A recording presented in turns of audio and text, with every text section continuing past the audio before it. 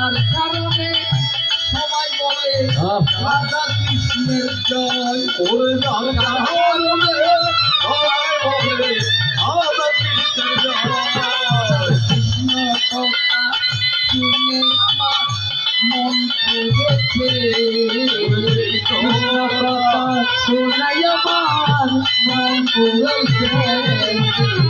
আজ কলিয়া শিয়াই আমার আশা পড়াইছে, আজ কলিয়া শিয়াই আমার আশা পড়াইছে। আমি আপনাদের কাছে আর দেরি করব না।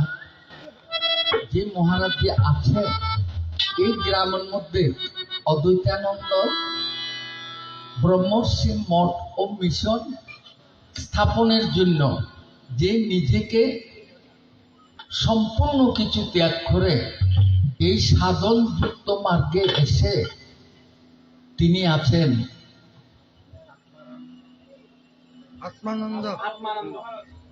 আত্মানন্দ মহারাজ। তবে এসে আজকে এই গ্রামের সনাতন ধর্মীয় সমস্ত কিছুর সার্থকতা অর্জন করেছে বলে আমি নিজেকে বিশ্বাস করি। কারণ ভগবান নিজেই বলেছেন, ভক্ত তাকে যেখানে ভগবান তাকে সেখানে।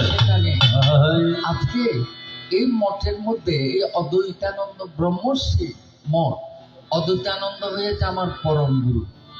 আমার গুরু চিন্তানপুরী মহারাজ, অদ্বৈতানন্দের শিষ্য হয়েছে চিন্তানপুরী মহারাজ, তাহলে আমার পরম গুরু।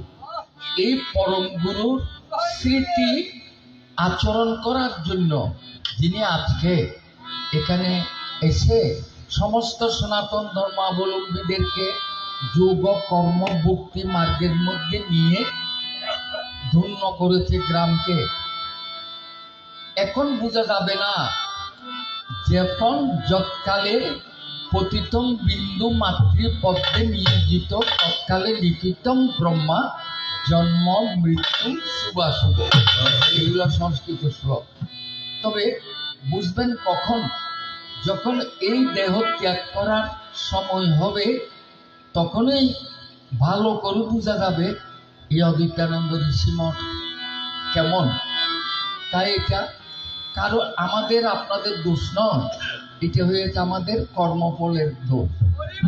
সৎ কর্ম করলে সুপথে মোক্ষ পথে যায়, সৎ কর্ম করলেই সুপথে মোক্ষ পথে যায়। তাই আজকে